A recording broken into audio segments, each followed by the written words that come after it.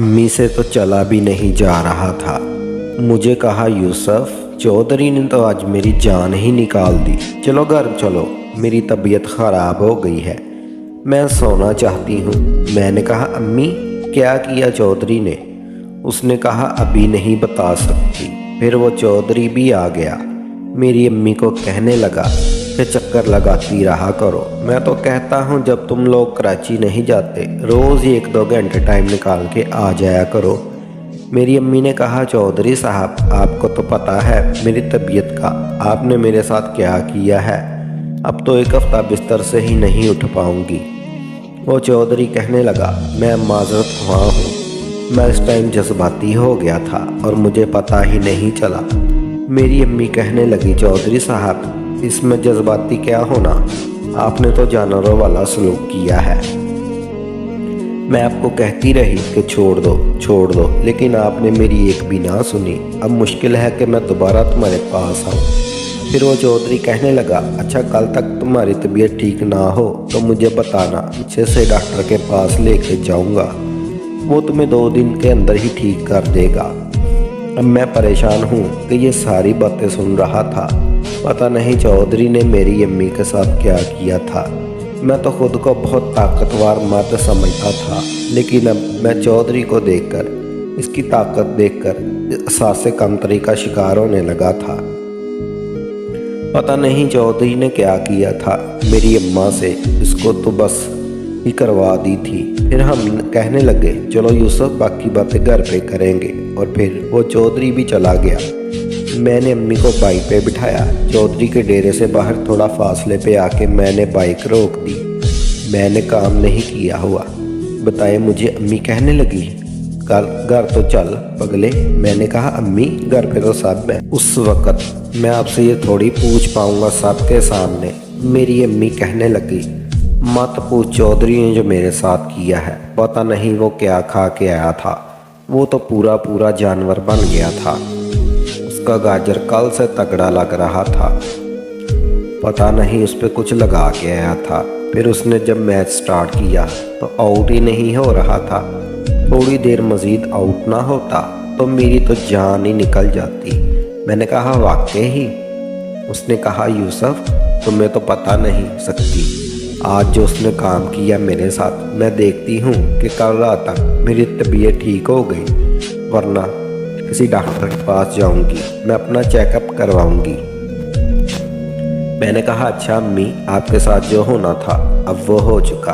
अब आपको दोबारा चौधरी के पास जाने की ज़रूरत नहीं पड़ेगी, हम यहाँ से चले जाएंगे। फिर मेरी अम्मी कहने लगी, हाँ यूसुफ, अभी तू घर चल।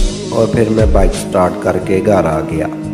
घर आया तो बहनों ने खाना बनाया हुआ था। काशिफ पूछने लगा, हाँ अम्मी, क्या हुआ, तुम्हारी तबीयत कुछ ठीक नहीं लग रही।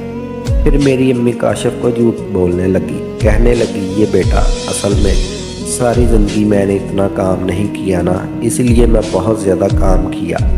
मुझे लग रहा है कि मेरी तबीयत अब ख़राब हो जाएगी।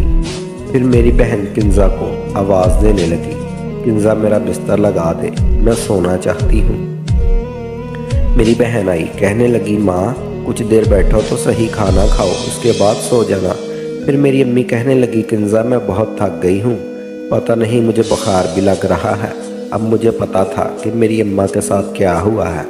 वो घर पे सब साथ झूठ बोल रही थी। फिर मैंने किंजा को कहा, किंजा, अम्मा को परेशान ना करो, उसने ज़िंदगी में इतना काम थोड़ी किया है।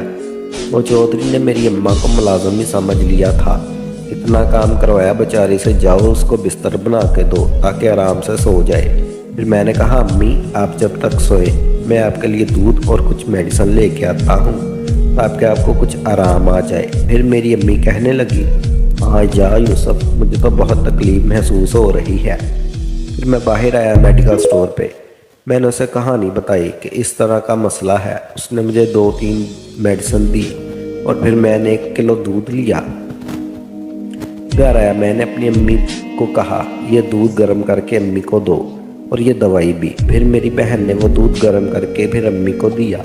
दवाई खा के अब सो चुकी थी। फिर हम सब खाना खाया और खाना खा के सब लोग सोने की तैयारी करने लगे। अब मैं ये सोच रहा था کہ رات کو اپنی بہن کے ساتھ سکون حاصل کرنا ہے تو کیا طریقہ تھا، کیونکہ اب تو کاشف کیا پھر میرے ساتھ ہی سوتا تھا۔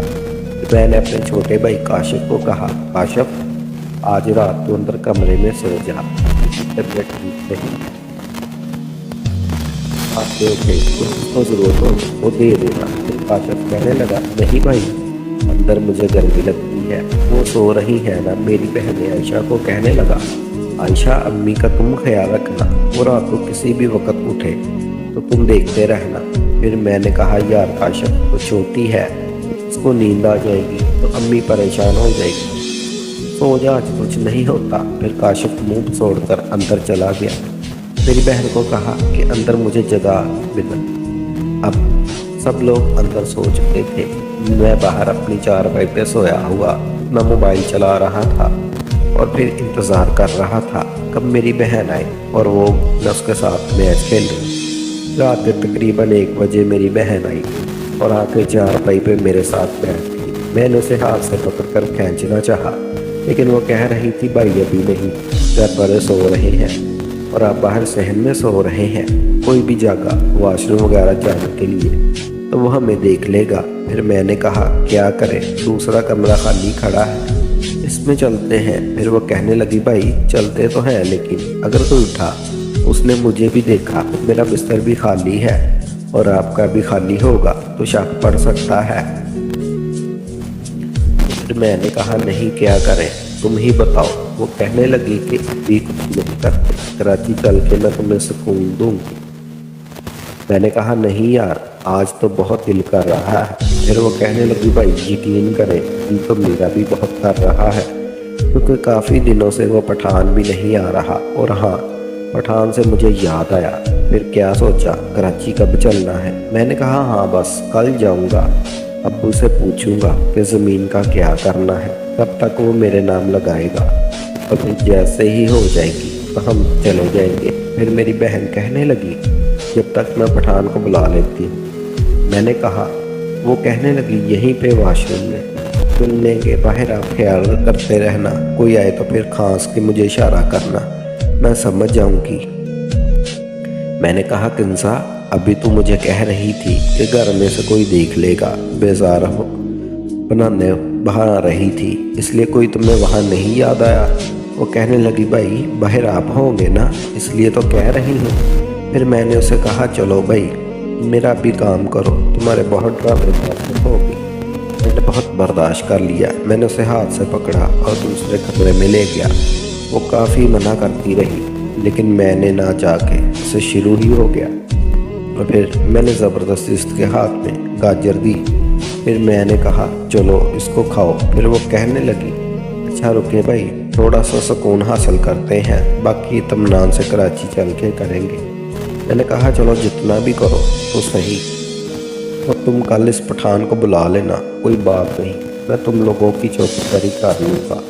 اور پھر اس نے وہ شروع کر دیا لیکن وہ گاجر کھا نہیں رہی تھی، بس ہاتھ میں ہی پکڑی ہوئی تھی۔ اور پھر میں نے باہر نکال کر میچ سٹارٹ کر دیا، وہیں پہ اس کو کھڑا کر کے 10 منٹ میں لگا رہا۔ پھر وہ کہنے لگی، بھائی آہستہ ظلم نہ کریں، آپ کا بہت تگڑا ہے۔ میں نے کہا، تمہیں کیا، تم اس چیز کی آتی ہو نا، تنور سے اور اس پٹھان سے 2 بندوں سے تم لے چکی ہو، اب تمہیں یہ مسئلہ ہو رہا ہے، چپ چاپ کھڑی رہو۔ اور پھر میں 10 منٹ بعد آؤٹ ہو گیا۔ جیسے ہی آؤٹ ہوا وہ پھر بات کے واش روم میں چلی گئی اور پھر وہ اپنی جگہ پہ جا کر سو گئی۔ میں پھر تھوڑا سا فریش ہوا اور اب بھی سکون کی نیند سو گیا۔ آج میں نے اپنی بہن کو حاصل کر لیا تھا جس کا میں اتنے عرصے سے انتظار کر رہا تھا، لیکن صحیح سے اور اطمینان سے نہیں، جلد بازی میں، لیکن میں کامیاب ہو گیا تھا اور پھر میں سو گیا۔ اگلی صبح میری چھوٹی بہن سلمہ مجھے اٹھانے کے لیے آئی، کہنے لگی، بھائی اٹھ جائے، دھوپ نکلنے والی ہے، ہم ناشتہ بنا رہے ہیں۔ پھر میں نے اس سے پوچھا، سلمہ امی کی طبیعت کیسی ہے؟ وہ کہنے لگی، امی ابھی تک سو رہی ہے۔ میں نے کہا، اچھا ٹھیک ہے، تم لوگ ناشتے کی تیاری کرو۔ میں گیا واش روم میں ہاتھ منہ دھونے اور پھر میں کمرے میں آ کے امی کو اٹھانے لگا۔ میں نے کہا، امی اٹھ جائیں، اب آپ کی طبیعت کیسی ہے، بتائیں مجھے۔ پھر میری امی کہنے لگی، یوسف रात को दवाई खाई थी तो कुछ देर तो बेहतर रही, लेकिन अब मुझे फिर तकलीफ महसूस हो रही है। लगता है मुझे डॉक्टर के पास जाना ही पड़ेगा। मैंने कहा, अम्मी आप उठ जाएं, नाश्ता कर लें, हम फिर किसी डॉक्टर के पास चलते हैं। मेरी अम्मी कहने लगी, नहीं यार, अगर मैं डॉक्टर के पास गई तो उसको क्या बोलूँगी, क्या मुझे क्या हुआ, छोड़ो, दफ़ा करो। बस तुम रात को जो मेडिसिन लाए थे वो दोबारा लेके आओ, मैं दूध के साथ खा लूँगी, उससे लग रहा है कि बेहतर हो जाएगा। अम्मी मेरी ये बात तो ठीक कर रही थी। अम्मी की तबीयत भी कुछ ख़राब थी, इसलिए मैंने उसे अब्बू के बारे में नहीं बताया। अभी तक कल रात आए थे और वो मुझे इतनी बड़ी ऑफ़र दे के गए। फिर मेरी बहन किंजा भी मुझे देखकर मुस्कुरा रही थी। अब मुझे अजीब लग रहा था कि वो रोज़ तो मुझे देखती है, आज उसे क्या हो गया। फिर मैं अम्मी से उठ के उसके पास गया। मैंने कहा, किंजा क्या हुआ, सब खैरियत है? मुस्कुरा रही हो? फिर वो कहने लगी, भाई रात को जो आपने मुझे सुकून दिया है, अब तो मैं आपकी दीवानी हो गई हूँ। मुझे लगता है कि मुझे आपसे मोहब्बत हो गई है। मैंने कहा, वाकई? उसने कहा, हाँ भाई, पहले जितनों के साथ भी मिली हूँ उनका गाजर तुम्हारा नहीं। अब तो दिल करता है कि मैं तुम्हारे साथ ही रहूँ। खामखा इधर उधर सुकून ढूंढती रही, हालांकि असल सुकून तो मेरे घर में छुपा हुआ था। फिर मैंने कहा, नहीं, मैं नहीं कहता, एक दफ़ा खिदमत का मौका दो, अब पता चला कि मैं कितना ताकतवर हूँ। वो कहने लगी, हाँ भाई, अब तो आपके साथ फिर से तसल्ली के साथ ये वाला काम करना ही पड़ेगा। फिर मैंने कहा, अब तो कराची चली जा, बस दुआ करो कि हमारी ज़मीनें हमें मिल जाएं। फिर मुझे याद आया, मैं वापस आया, अम्मी से बात की। मैंने कहा, अम्मी वो अब्बू कल आए थे, कह रहे थे कि सुलह कर लो, मैं सारी ज़मीनें तुम लोगों को देने के लिए तैयार हूँ। फिर मेरी अम्मी कहने लगी, दफ़ा करो यूसुफ, वैसे भी हमें अच्छा खासा हिस्सा मिलने वाला है, हम कराची चलेंगे, अपनी ज़िंदगी गुजारेंगे। वैसे भी हम आज़ाद माहौल में रहकर अब हम इस घुटन में नहीं रह सकते। मैंने कहा, चले ठीक है। बस मैंने कहा, अम्मी आपसे एक दफ़ा मशवरा कर लूँ, फिर आप नाश्ता वाश्ता कर लें। नाश्ते के बाद मैं और काशिफ अब्बू के पास जाएंगे, फिर पूछेंगे कि कब चलना है, ताकि वो हमारी ज़मीनें हमारे नाम करवा दे। फिर वो कहने लगी, यूसुफ नाश्ता करके मुझे दवाई दे दो और फिर तुम लोग चले जाना। फिर मेरी अम्मी मेरी बहन को आवाज़ देने लगी, आ जाओ भाई के लिए नाश्ता लेके आओ। फिर मैंने और मेरे छोटे भाई ने नाश्ता किया। फिर मैं गया अम्मी के लिए बाज़ार, मेडिसिन लाया, फिर दूध लाया, फिर आके हम अपनी बहन को दी। मैंने कहा, अम्मी को नाश्ते के बाद ये दूध देना और ये गोलियां भी। और मैं और मेरा छोटा भाई बाहर आ गए। फिर हम अब्बू के घर जा रहे थे। जाके हमने अब्बू का घर का दरवाज़ा बजाया। मेरा अब्बू बाहर आया, शायद अंदर कोई औरत घूम रही थी।